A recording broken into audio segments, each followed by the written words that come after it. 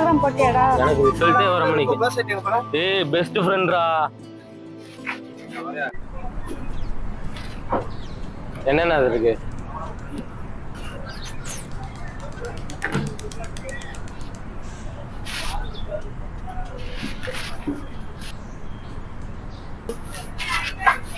கமலா, உங்ககிட்ட ஒரு முக்கியமான விஷயம்.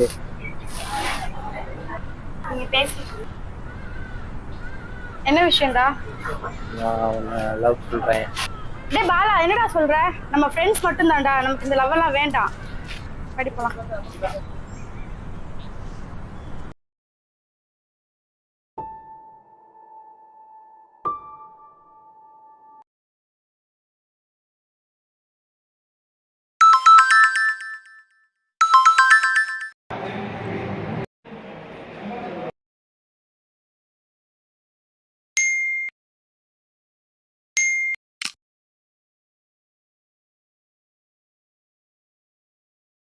ஏ கமலா, நில்லு கமலா.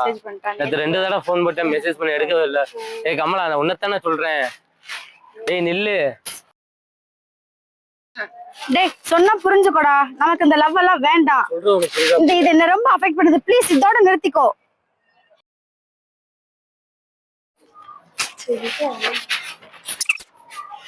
கமலா, உன்கிட்ட கொஞ்சம் பேசணுங்க. வா. இது வச்சுடி பேசிட்டு இருந்தேன். நான் உன்னை இவ்வளவு லவ் பண்ற உனக்கு புரிய மாட்டேங்குது. ஏய் எனக்கு இந்த லவ் வேணாம். என்னை அவமானப்படுத்துறியா?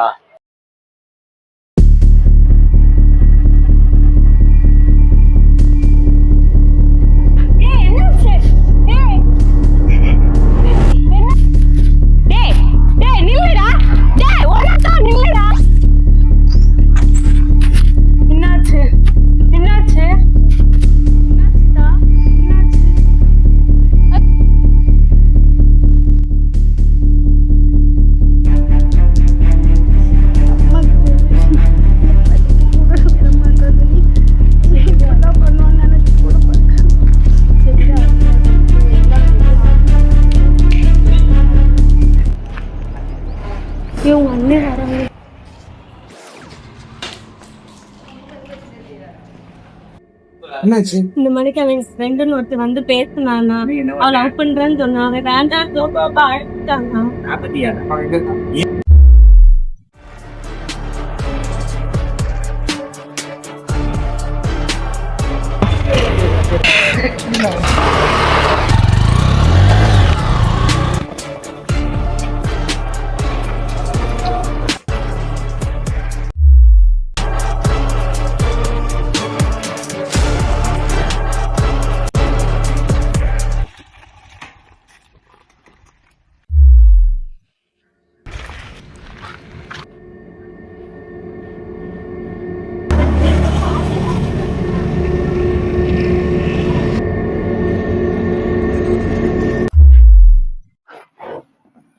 ஏன்டா என் தங்கச்சி அடிச்சேன்? கையெடு ப்ரோ. லவ் சொல்ல மட்டும் தைரியம் இருக்கு, அதை ரிஜெக்ட் பண்ண ஏன் அக்செப்ட் பண்றதுக்கு தெரியும் இல்ல? அவ வேணான்னு சொன்னதுக்காக அவளை அடிச்சு ரத்த வர வச்சையே, காதல் கெட்ட கையாலே அவளை அடிக்கிறையே, அது காதல் இல்லடா, கொடுமை. இன்னைக்கு என் வீட்டு பொண்ணுக்கு நடந்த மாதிரி நாளைக்கு உன் வீட்டுக்கு பொண்ணு நடக்கும். அப்ப என்ன செய்வேன்? அப்பதான்டா புரியும் இந்த வழி என்னன்னு.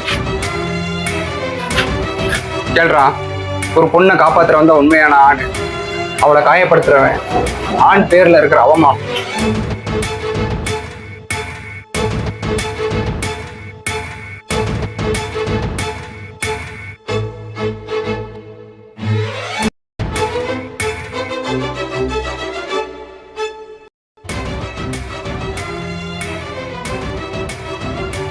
ஒரு பெண் வேண்டாம் என்று சொல்வது அவளின் பயம் அல்ல, அவளின் தன்னம்பிக்கை. இன்னைக்கு என் வீட்டு பொண்ணுக்கு நடந்த மாதிரி நாளைக்கு உன் வீட்டுக்கு பொண்ணு நடக்கும். அப்பதான்டா புரியும் அந்த வழி என்னன்னு. என்னோட கோவம் தான் என் வாழ்க்கையை அழிச்சிருச்சு. மன்னிச்சிரு.